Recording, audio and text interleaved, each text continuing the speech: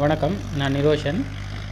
இப்போ பார்த்தோம்னா வன்னி பகுதியில் வந்து அநேகமாக விதைப்புகள் வந்து ஆரம்பிச்சிட்டு நல்ல மழைகள் பெய்து கொடுத்ததுனால காடு சார்ந்த இடங்களில் தான் நெல் பயிர்கள் கூடுதலாக செய்வாங்க.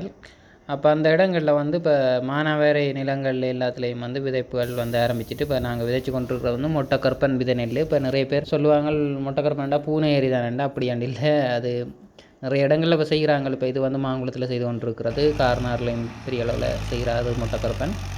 அப்படி இப்போ பாரம்பரிய நெல்லுக்கு வந்து நிறைய பேருக்கு விருப்பம். அப்போ அதனால் நிறைய இடத்துல வந்து செய்து கொண்டிருக்காங்க. இப்போ உள்ளது மொட்டைக்கருப்பன், பச்சை பெருமாள், சுவந்தல், அணில் விரியன் அப்படியாண்டு நிறைய வகைகள் வந்து செய்யப்பட்டு கொண்டிருக்குது வன்னி பிரதேசத்துலேயும் பெருமளவில்.